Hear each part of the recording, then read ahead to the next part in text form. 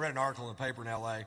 that said they're going to try to outlaw the big screen, real-life handgun shooting video games because they say that that's what's wrong with the youth of America today. They learn how to accurately shoot guns with video games. It's not a parenting problem. Oh, fucking no. No, it's a video problem. Doesn't it piss you off when you have a genuine problem, you try to tack a solution to it? It's got nothing to do with the problem. You know what I mean? I came up with a great idea. Don't outlaw those machines. Give them to the state troopers of California because they're some of the worst shots I've ever seen in my life. I saw a shootout once live on TV that went on for so long, eventually the criminal got frustrated and shot himself. And the cops were on TV whining about it, going, he's got on body armor, he's got on body armor. I'm watching it live on CNN going, I can see his head, shoot him in the fucking head. Give my kid a shot. How's that, Daddy? Good shot, Poot. Everybody relax. Poot took him out. Thank God Poot was there with his considerable skills. Horrible shot, some cops are. You ever see tape of the Kehoe brothers from Ohio, those guys that get out of that white Suburban, they show it on cops? These guys, folks, have a shootout with the police at point blank range. Nobody gets hurt. I would love to have been at the office the next day when that guy's being interviewed by the chief. And then what happened? Well, at that point, I unloaded my semi-automatic 9mm weapon at point blank range. And then what happened? They left. Nice shooting, Elmer Fudd. There was a kid in Detroit 3 years ago, shot 8 bullets, hit 9 people. These two cops shot 22 bullets, didn't even hit the fucking Suburban.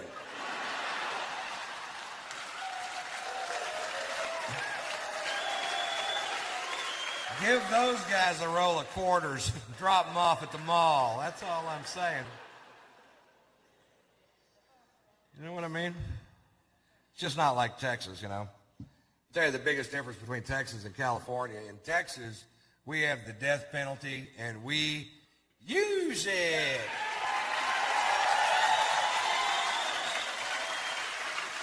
That's right. If you come to Texas and kill somebody, we will kill you back. That's our policy. We're trying to send a message to the rest of America, and the message is go somewhere else and kill people. Go to California. They don't give a shit. I was watching a case on court TV when I was out there. I got so mad steam was shooting out of my ears. This guy's convicted of a triple homicide. This guy kills a grandmother, a mother, and a granddaughter without provocation. A crime so heinous I can't even fit it in my head. He's sentenced to death by a jury of his peers, and right before it comes time to carry out the sentence, a group of people on his behalf,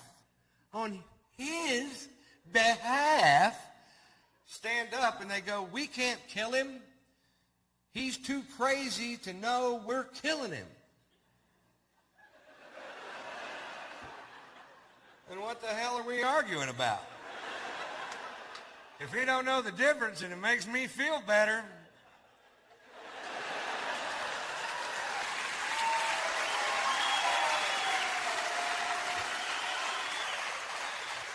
How do you know he's crazy? That's what I want to know. Of course he's crazy. Killed 3 people, you know. This is what they said. He rolls his turds into little balls and eats crayons. I'm like, shit, you got to quit putting all crazy people in one group, goddammit. You got to separate them up a little bit. You know what I mean? What does that crazy person do? Oh, he rolls his turds into little balls and eats crayons. Fine, I'll feed him for the rest of his life. What does that crazy person do? Oh, he kills productive members of our society. Well, he should have rolled his shit into little balls and ate crayons.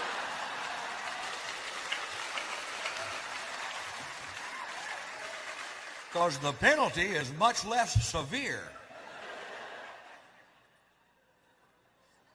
We're trying to pass a bill right now through the Texas legislature that'll speed up the process of execution in heinous crimes where there's more than 3 credible eyewitnesses. If more than 3 people saw you do what you did, you don't sit on death row for 15 years, Jack. You go straight to the front of the line. Other states are... Other states are trying to abolish the death penalty. My state's putting in an express lane.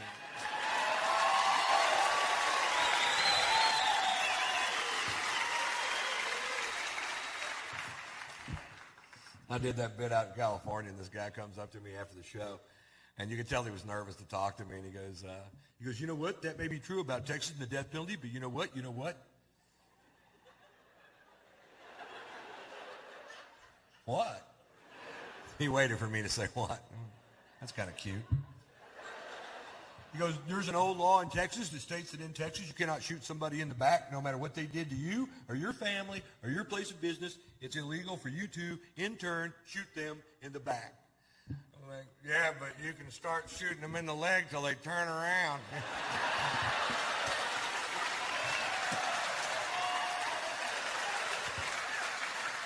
Because eventually, they're going to get curious.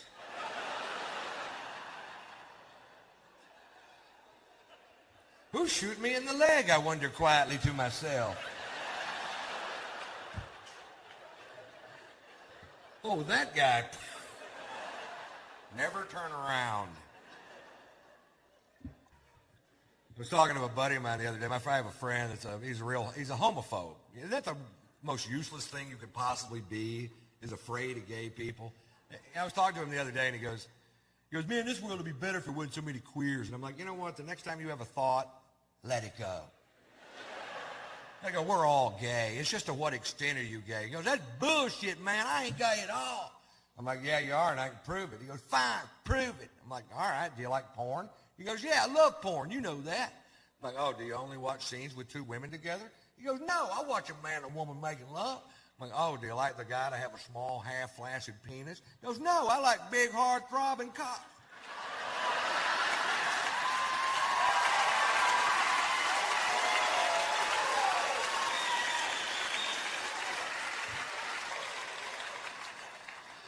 I did not know that about myself.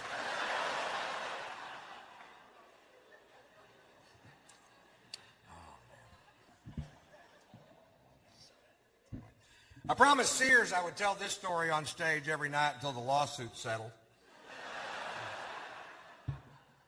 I had my van down in Savannah, Georgia. I didn't like the way the tires were wearing on it. I took the van to Sears Automotive, a trusted name in automotive service.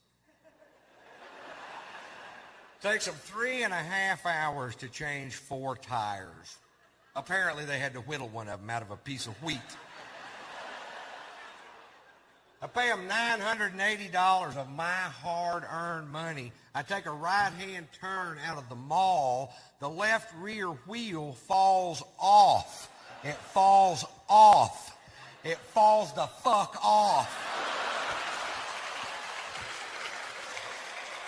Turning my van into a tripod, spinning me into a dimension of pissed off I have never been in before in my life. This guy was a tire guy. That's all he did. He didn't some days work on transmissions. He was a tire guy. Sears, I found out later, had sent him to tire college for 3 days. Well, apparently he was sick on Lug Nut Day.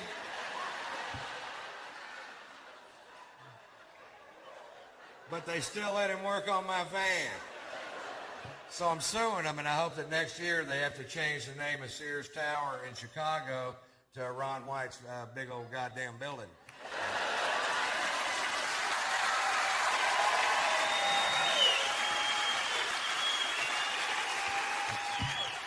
You guys can all come over and party, too.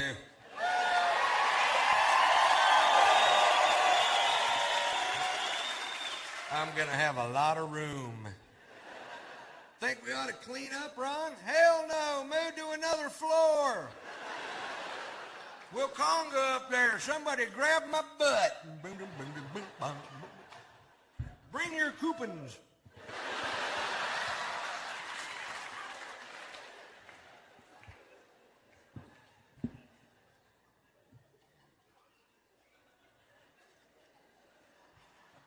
To. Well, you're about to because of your proximity to this speaker system. I was just down in Cocoa Beach, Florida, and just south of Cocoa Beach, Florida is a huge Air Force base that takes up 115,000 acres of oceanfront property. They have military housing on the beach.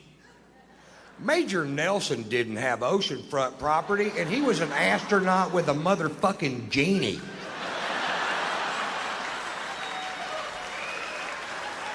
If you gotta have oceanfront, join the Navy, that's all I'm saying. And back that base up 15 miles and let us sell this asset to help pay for this war effort. We can sell it to Israel.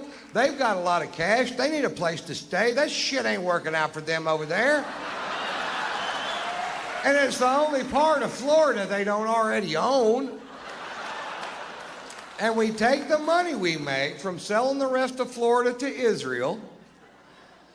We buy Mexico, fix it up, and flip it.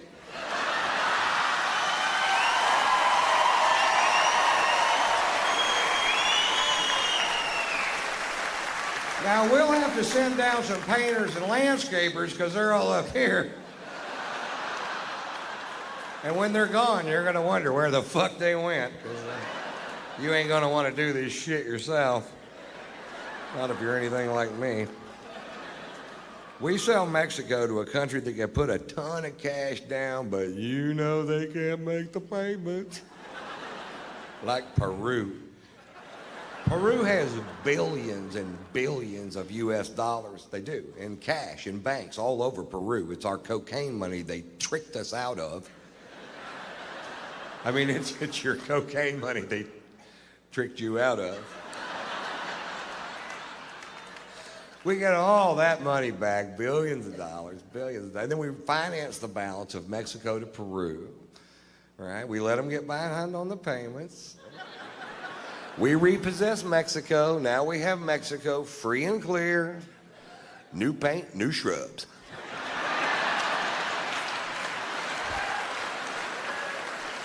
And with all that cocaine money, we start buying countries south of Mexico. We buy them all. We buy Belize, Honduras, Nicaragua, El Salvador, Costa Rica.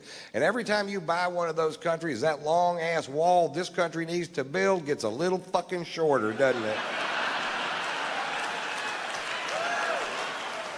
Until eventually we buy back the Panama Canal, which we built anyway, stand there and go, swim this, bitch.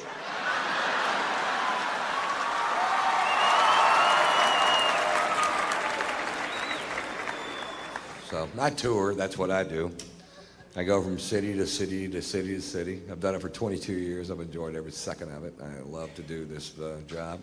I tour with my wife, which I love to tour with my wife because I only have sex with my wife. I like to have sex. I don't have sex with other women. I've been married 3 times, and that has not always been my policy.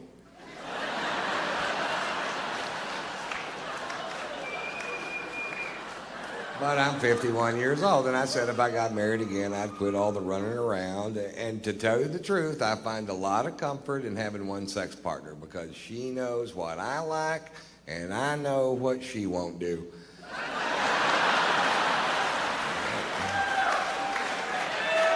It turns out there's a list of shit she won't do. And the first thing on the list is talk about the list. My favorite byproduct of monogamy, and it didn't even dawn on me that this would be the case, and when I figured this out, I felt a huge weight just flutter off my shoulders. And a lot of you guys might not realize this, so this could be a big night in your life because I'm about to impart to you the most important thing I've ever learned. So, guys, I want you to open up your senses and really take this in. Don't waste this moment, because here it comes. Ready? Here it comes. Guys, if you only fuck your wife, you can't get caught. Feel it? You feel it? Nobody gives a rat's ass. Nobody's ever gonna kick in a bedroom door. You motherfucker, is that your old lady?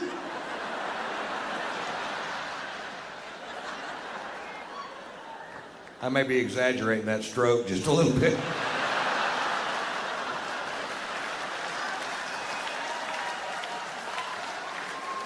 But still a ferocious piece of ass, although easily winded.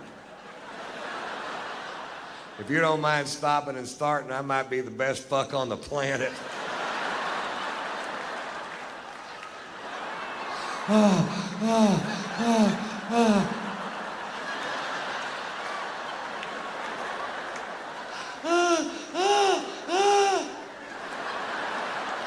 That's the way I roll, ladies.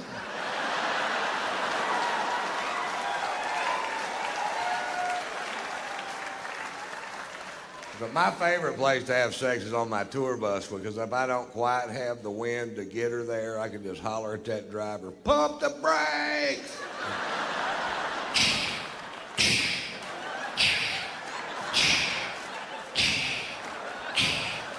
Faster!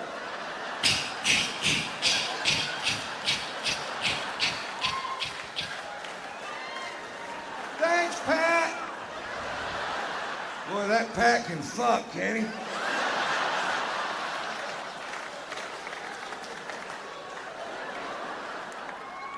Actually, you can't get caught having sex with your wife. My wife and I were going at it one afternoon, and the housekeeper walked in, which is way better than the other way around.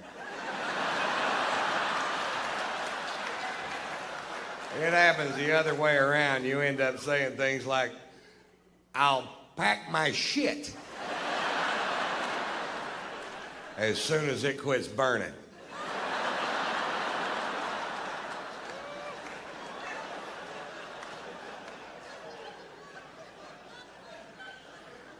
We have a great sex life, I think, you know. It's not like our friend. We have these friends that are younger than us, and they have tantric sex, which is a yoga thing where you can have sex for hours and hours, and yeah, we don't do that. We did invent a sexual position that I named the lazy dog. And I'll teach you how to do the lazy dog. What you do is you get in bed there and you get in the doggy style position, and then both of you at the same time, and that's the important part, fall over. Now you're doing the lazy dog. I can stay in that position all night long or until she coughs.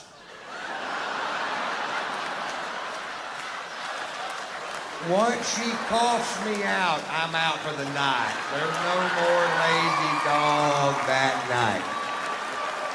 She sneezed me out one time, and my own dick hit one of my own nuts and hurt it.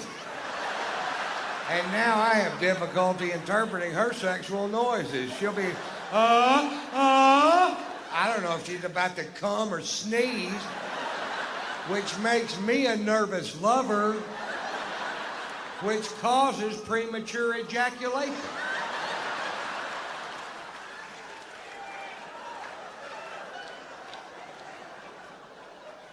Not a lot of people know that.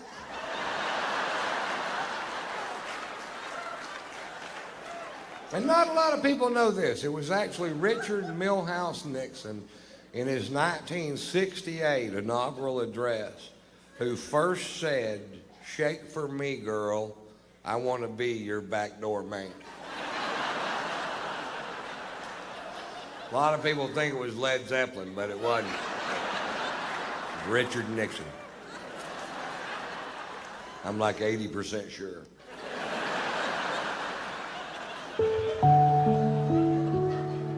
I'm like 70% sure. 50. You know what? It was Led Zeppelin.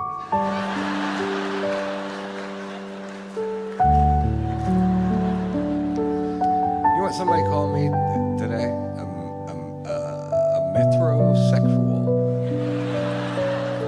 Is that like a local term or something? I don't even know what it means. I'm sitting there getting a pedicure, reading Vogue.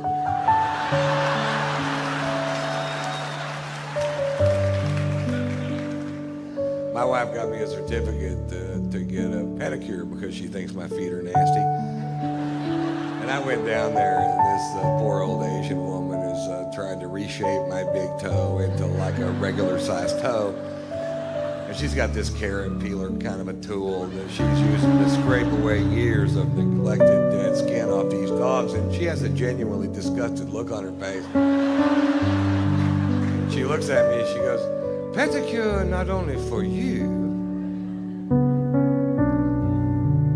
Now, why I thought that would be funny, I can't remember.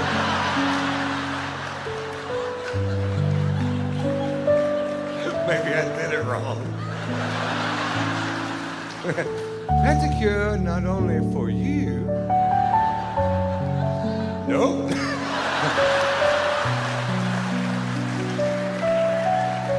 A pedicure not only for you need punchline.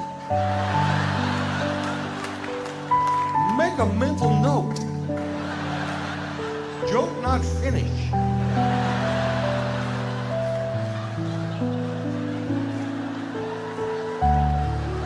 Add punchline, make funny for everyone.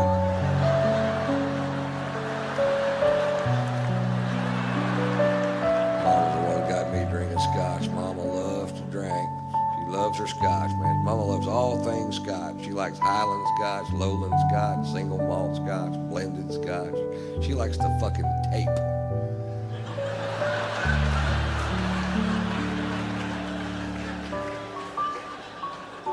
And the guard.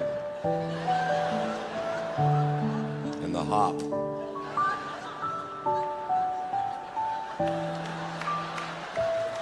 And the butter.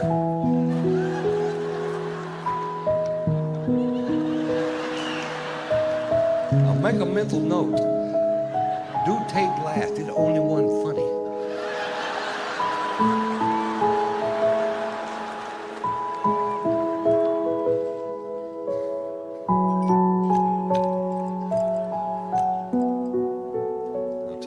It's funny, my uncle came over to my house the other day. My uncle used to be the president of the Southern Baptist Convention. His name is Dr. Charles Pollard.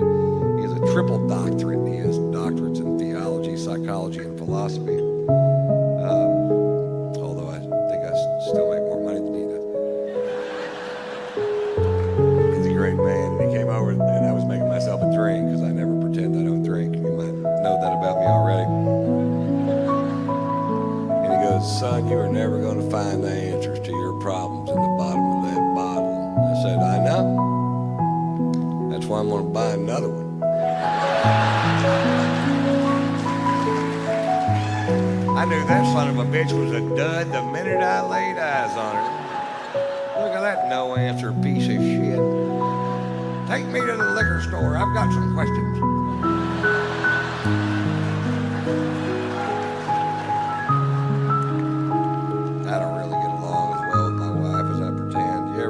You ever do this? You ever want to say something to somebody and then you don't say it, and then like 2 months later it just comes spewing out like Tourette's and vomit?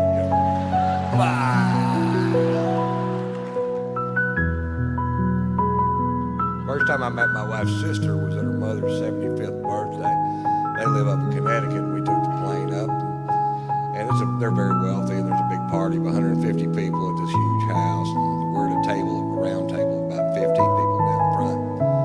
And her sister is a published chef, and she owns a restaurant in Connecticut, and she owns a cooking school in France, and she's married to a guy from France. And she's a snob, but they're all snobs, so I figured fuck, she'll be a snob probably. She's a big old snob too, big old rounded, big old gal, big old taste everything that comes out of the kitchen kind of a snob, kind of a big old rounded, big old gal, biggin'. Whoopah, whoopah. Almost a stay home and go for the records kind of a snob.